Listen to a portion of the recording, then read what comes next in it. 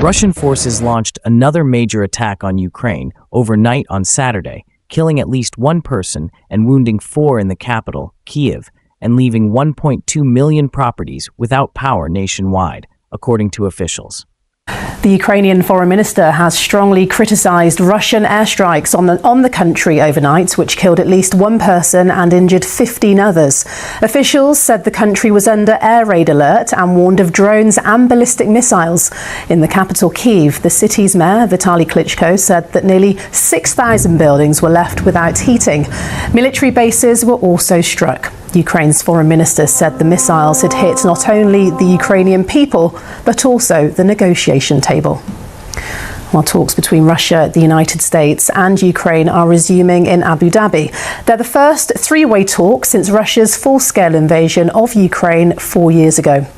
Now, one of the key issues is the question of territory. Before the full-scale invasion began in 2022, Russia had annexed just Crimea and parts of eastern Ukraine. But since then, Russia has taken much more of the country. The future of Ukraine's Donbas region remains the key sticking point in these talks. Kyiv's military administration reported strikes in at least 4 districts in the capital and said a medical facility was among the buildings damaged. Ukrainian Prime Minister Yulia Sviridenko said Russia targeted the capital and 4 regions in the country's north and east. Kyiv Mayor Vitaly Klitschko said the worst affected in the capital was the northeastern suburb of Troyeshchina, where 600 buildings were without power, water, and heat. Ukraine's Air Force said Russia unleashed 375 drones and 21 missiles, including 2 of its rarely deployed Zircon ballistic missiles. At least 30 people, including a child, were also wounded during the same attack in the country's second-largest city of Kharkiv. Mayor Ihor Terekhov said 25 drones had hit several districts in the city. Among those struck was a dormitory for displaced people and 2 medical facilities, including a maternity hospital, Terekhov wrote on Telegram. Ukrainian Minister of Energy Denis Shmyhal wrote on Telegram late on Saturday that more than 800,000 Kyiv households were still without power, as were a further 400,000 in the Chernihiv region north of the capital. Heat for 17 and a half hours.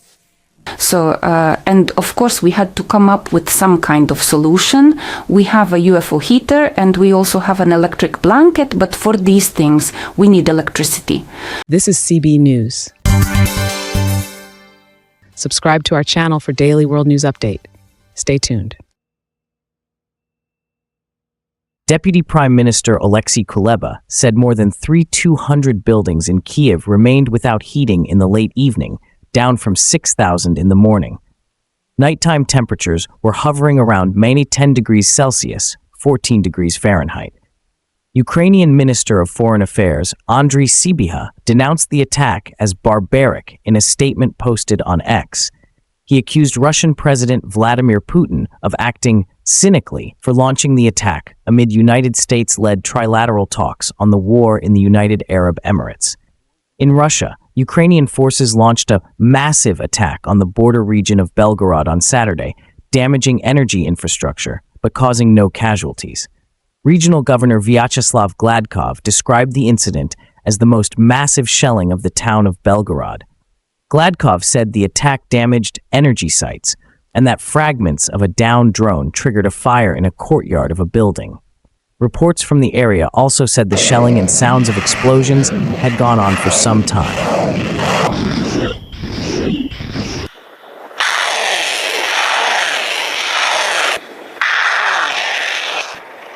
The Russian Ministry of Defense said its forces had completed the takeover of the village of Storitsia in Ukraine's northeastern Kharkiv region, close to the border with Russia.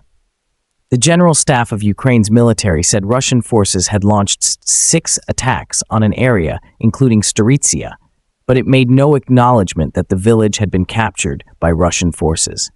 Ukraine and Russia ended their second day of U.S.-brokered talks in Abu Dhabi without a peace deal, with more talks expected next weekend amid the massive Russian strikes across Ukraine. Ukrainian President Volodymyr Zelensky wrote on X following the meeting that the central focus of the discussions was the possible parameters for ending the war, but he did not say if the negotiators were close to a deal. The format for these talks is new. The delegates are senior, but the starting positions haven't changed, and they don't bode well for any breakthrough to peace. Because Russia is still demanding Kyiv surrender the rest of the eastern Donbass, land Ukraine's troops have been defending for years. And for Kyiv, that's impossible. It is still too early to draw conclusions. We will see how the conversation goes tomorrow and what the results will be. But it needs not only Ukraine to want to end this war, it needs Russia to show a similar desire. More discussions are expected next Sunday in Abu Dhabi, according to a U.S. official who spoke to reporters immediately after the talks. The official, who requested anonymity, said negotiators saw a lot of respect during the discussions because they were really looking to find solutions. The U.S. official also voiced hopes for further talks, possibly in Moscow or Kyiv, beyond next week's discussions in Abu Dhabi, adding that the next step would be a possible bilateral discussion between Putin and Zelensky, or a trilateral meeting that includes U.S. President Donald Trump. An unnamed UAE government spokesperson told the Reuters news agency that there was face-to-face engagement between Ukraine and Russia in Abu Dhabi, rare in the almost four-year-old war triggered by Russia's full-scale invasion, and said negotiators tackled outstanding elements of Trump's peace framework. The Russian Ministry of Foreign Affairs also hinted at the prospects of additional talks with Ukrainian delegations in Istanbul after negotiations in Abu Dhabi, adding that Moscow remains open to a continuation of dialogue, the Russian state RIA news agency reported. CB News, bringing you World News Update. Thank you for watching.